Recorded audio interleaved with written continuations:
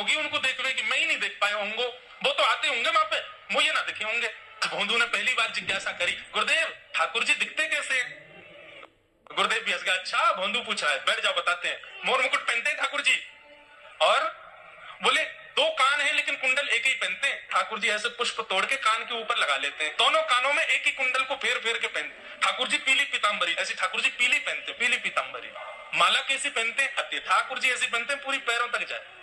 गुरु जी कह रहे हैं तो निश्चित है भंडीर वन में आते हैं ठाकुर जी। भोंदू अपनी गैया लेकर के भंडीर वन पहुंच गया। गैया चल रही थी, अब भोंदू ढूंढ रहा है, कभी वृक्ष के नीचे जाके देखे, कभी कहीं देखे, कभी ढूंढे कहीं से चंदन की सुगंधी आ जाए। गुरुजी बता रहे थे उनमें से चंदन की सुगंधी आती है, क्या पता कन्हैया यहीं कहीं हो। इतने भाव से, इतने प्रेम से और इतने भोलेपन से ढूंढने लगा ठाकुर जी को, और ठाकुर जी नहीं मिलते ना तो अपने आप को ही कोसता, मुंह में योग्यता ना होगी, यही मारे ना मिल रहे, ठाकुर जी तो यही है। गुरु जी की बात गलत नहीं है, ठाकुर जी तो यही है। उसके उस सहज भाव पर, उसके उस सरल भोंदूपने पर ठाकुर जी रीझ गए।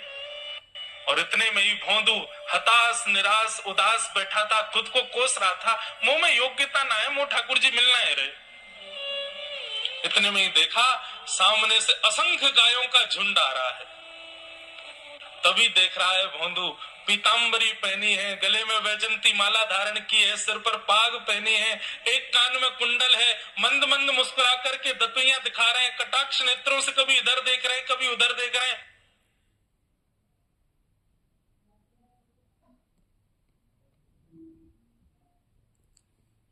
श्याम हो भी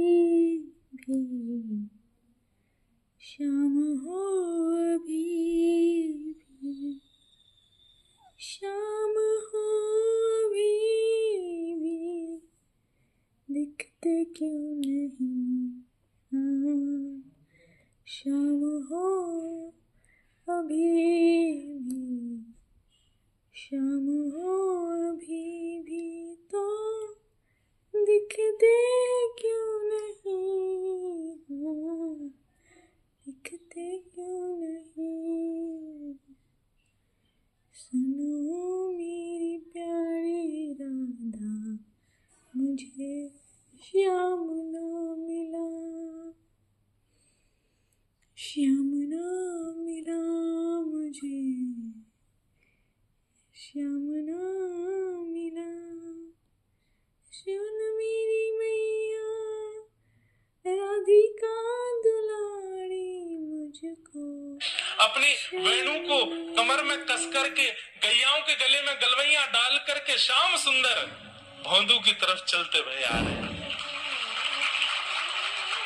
ये दृश्य देख करके हाथ पांव कांपने लगे भोंदू के। उसको लगा मेरे पास तो आएंगे ही नहीं है, वहीं से मुड़ जाएंगे, अब मैं उनके पास जाके उनको असहज नहीं करूंगा, यहीं से देख लूं, यहीं से प्रणाम कर लूं। लेकिन जैसे जैसे प्रणाम करके ऊपर देखता ठाकुर जी और पास आ रहे, और पास आ रहे, और पास आ रहे। जैसे ही ठाकुर जी आकर के बैठे, भोंदू के पास शब्द नहीं है, हाथ पैर कंपित हो रहे हैं, उसको सूझ ही नहीं रहा करूं क्या मैं, इनके लिए क्या बिछाऊं, कहां बैठाऊं। ठाकुर जी ने अपने आप ही भोंदू के गले में हाथ डाली, अरे तेरा नाम कहा है? जैसे ही ठाकुर जी ने नाम पूछा, भोंदू अपना ही नाम भूल गया, बोले मुझे याद ही नहीं मेरा नाम क्या है, पर प्रेम से सब लोग मुझे भोंदू बुलाते हैं। अब तो भोंदू नाम सुनते ही ठाकुर जी ताली दे दे के हंसने लगे, तेरा नाम भोंदू है? बोले हाँ मेरा नाम भोंदू है। और ठाकुर जी आपको अच्छा लगा? बोले हाँ बहुत अच्छा लगा। आपको नाम कहा है? ठाकुर जी बोले तुम वो ना जाने? बोले जानू तो ना हूं, लेकिन गुरुजी ने जैसा रूप बताया वैसा ही है आपको, तो आप कहीं नंदनंदन तो नहीं हो? ठाकुर जी बोले हाँ मैं नंदनंदन नहीं हूँ, यशोदा जी को लाला, नंद जी को लाला। भोंदू बोलो जय हो भगवान, आज आपके दर्शन है गए। गुरु जी और सब बालकन को तो आप शायद रोज ही मिलते होंगे, लेकिन मैं ही अभागो मुंह को आप आज ही मिले हो। ठाकुर जी बोले अब चल बात मत बनावे, जल्दी कछु खवा, मुंह को भूख लग रही है। भोंदू एक कपड़े में रोटी बांध के उसमें मिर्च और गुड़ रख करके लेके गया। 2 रोटी थी, भोंदू ने जैसे खोली, एक रोटी ठाकुर जी के सामने,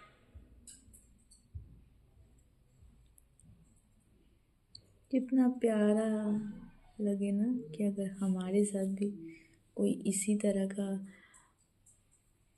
कुछ लीला कर दे श्री कृष्ण। सच में बहुत भावुक और बहुत ही कोई शब्द ही नहीं है इनका। अगर ऐसी लीला हमारे हम किसी भी हम हमारे तो मतलब रोम रोम खड़े हो जाएं अगर ऐसी कोई लीला हमारे साथ हो जाए। प्यारे गुरुजी,